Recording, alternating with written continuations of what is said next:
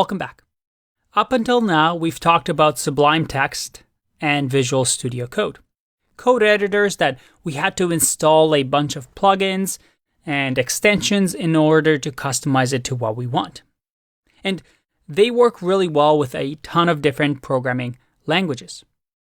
The next one, though, is an IDE, and it's called PyCharm. And it's probably the most popular tool for Python developers. So I really like it. But it's an IDE.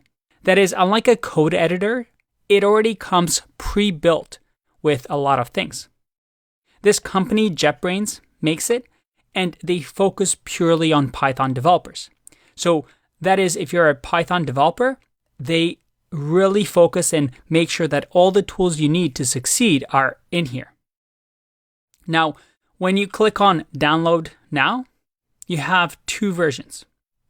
The professional one, which you have to pay for, and the community one. So just download the community one. The professional one just comes with a few extra features that we don't really need. So download the community one.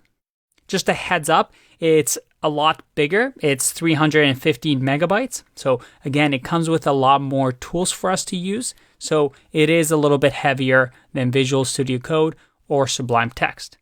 But if you're a Python developer and you just want an environment where you can do everything in one place, PyCharm is the way to go.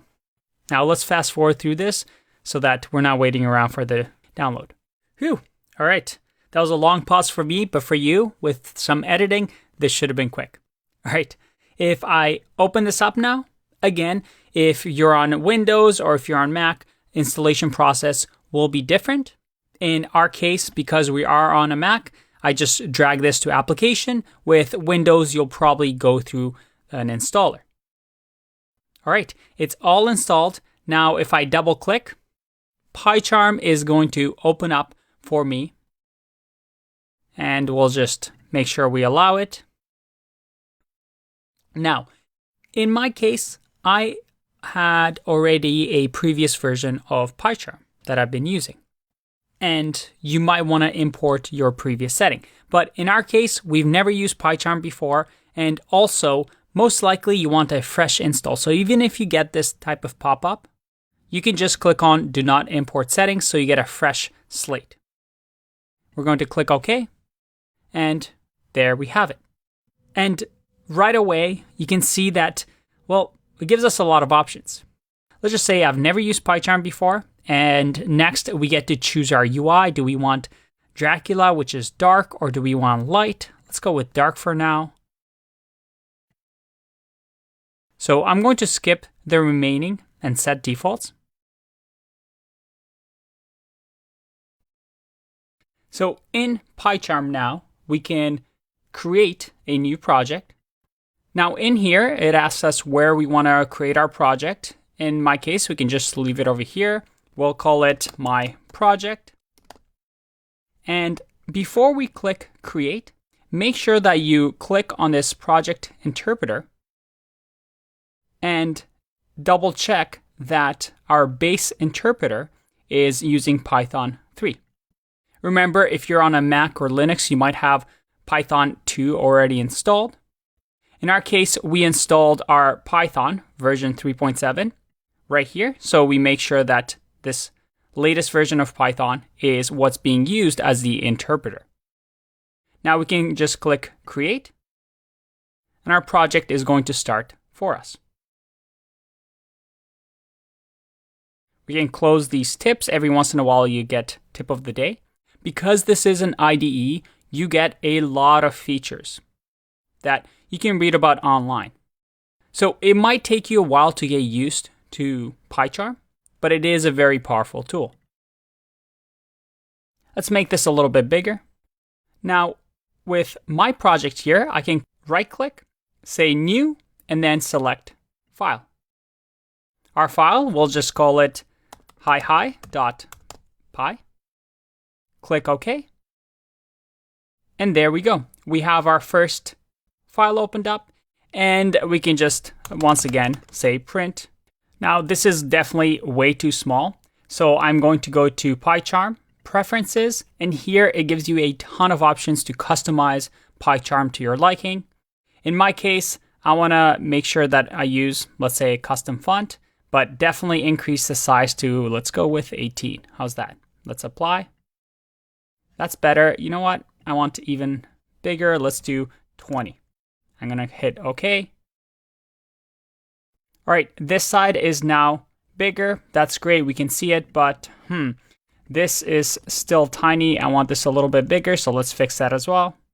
We can fix this easily by pressing Command and then using the mouse wheel if you have a mouse, or using 2 fingers and zooming in, like so. If you're on a Windows machine, it'll be Control instead of Command, and just zooming in and out as you like.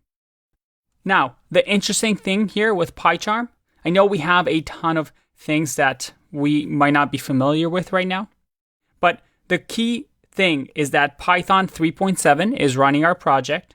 And if we type something like print, hey, we get a ton of interesting things. First, we get a typo saying, hey, this whole hey is not an English word. If I add spaces, look at that. It even gives me typos of English words. But then I also have this yellow curly bracket or squiggly line. And it tells me pip8, no new line at the end of the file. This is something that we're going to talk about shortly when we talk about formatting our code. But if I add a new line, look at that. Everything is working smoothly. I get a nice little check mark. Now I can run this code by going to Run and then clicking Run. And you can see the shortcut command here as well. If I run this, ask me, hey, what do you want to run? Well, I want to run the new hi Python file. I click on this and look at that. Let's make this a little bit bigger. That's better.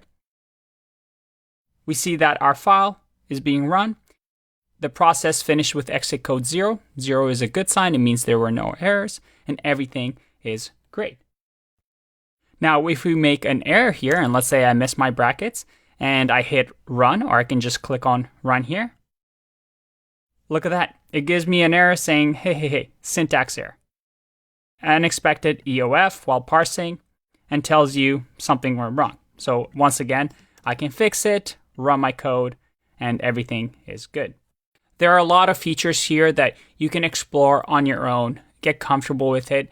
PyCharm is definitely a great IDE. And the beauty is that unlike Sublime Text or Visual Studio Code, where we had to install all these packages, PyCharm comes, well, with everything built in. It's an IDE. We don't have to install any of these packages. This environment is already set up for us to work professionally with Python because it is made for Python developers. I'll see you in the next one.